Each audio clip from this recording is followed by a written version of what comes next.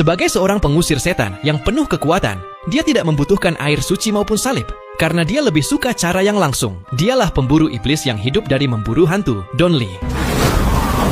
Dia memiliki dua rekan, Sasha dan Jin. Bertiga mereka membentuk sebuah tim bernama Malam Suci. Dengan metode berburu iblisnya yang unik, nama Donley sangat terkenal di dunia malam. Setiap kali polisi menghadapi fenomena supranatural yang tak bisa mereka selesaikan, mereka akan meminta bantuan Donley. Para penjahat yang dihadapi Donley mengandalkan obat satan dan kekuatan iblis hingga memiliki kekuatan super.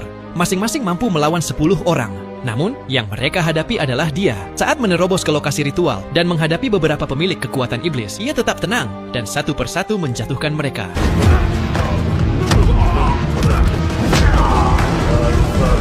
Tessa memanfaatkan celah itu untuk menemukan gadis yang dirasuki iblis. Ia mengeluarkan cermin tembaga dan melafalkan mantra hingga iblis menampakkan wujud aslinya. Ia mengandalkan wajah dan juga tangan. Sementara itu, tugas Jin adalah merekam seluruh proses ini. Berkat kerja sama mereka, Sasha berhasil melakukan pengusiran setan dan menyelamatkan gadis yang tubuhnya belum sepenuhnya dikuasai iblis. Setelah semuanya selesai, Donley membakar altar ritual tersebut. Wajahnya tetap tenang, jelas baginya ini hanyalah kejadian sehari-hari. Namun hari ini, seorang wanita datang tanpa diundang. Setelah mengetahui wanita itu direkomendasikan oleh Pastor Mark, Donley langsung mengusirnya. Bahkan godaan uang pun tidak menggoyahkannya. Wanita itu masih ingin mencoba dan menyerahkan sebuah USB kepada Sasha, berharap bisa diberikan kepada Donley. Wanita itu adalah seorang psikiater. Setelah ibunya meninggal 5 tahun lalu, hanya ia dan adiknya yang saling bergantung. Sang ibu meninggalkan sebuah rumah di pinggiran kota. Kakaknya sibuk bekerja, sementara adiknya sering sendirian di rumah, mempersiapkan audisi. Gangguan panik akibat kematian ibu, tekanan audisi, serta rasa kesepian bercampur menjadi satu.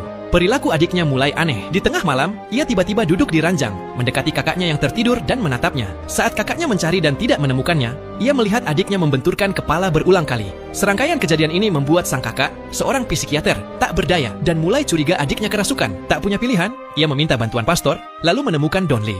Alasan Donley menolak berurusan dengan pastor adalah kejadian 15 tahun lalu yang menewaskan banyak anak panti asuhan. Seorang anak bernama Joseph memiliki kemampuan menarik iblis dalam hati manusia. Anak-anak lain takut dan mengucilkannya. Hanya Donley yang melindunginya hingga mereka menjadi sahabat. Setelah dewasa, Joseph menempuh jalan pengusir setan, sementara Donley masuk dunia tinju ilegal untuk menghidupi panti asuhan dan Joseph. 15 tahun lalu, Joseph memanggil iblis dan membunuh semua anak serta para biarawati. Donley hampir tewas. Pastor mengetahui pelakunya tetapi tidak memberitahu Donley, sehingga saat Donley mencari Joseph, yang muncul justru iblis. Sejak itu Donley tidak bisa memaafkan, dipenuhi rasa bersalah dan menyimpan jarak dengan pastor. Ia melampiaskan amarahnya dengan memukul karung tinju. Tahun itu, ia hanya menyelamatkan 3 orang, Jin, Sasha, dan 1 biarawati. Setelah menenangkan diri, Donley memutuskan turun tangan karena gadis itu tidak bersalah. Mereka menonton rekaman di USB. Adik itu menjadi brutal, menyerang kakak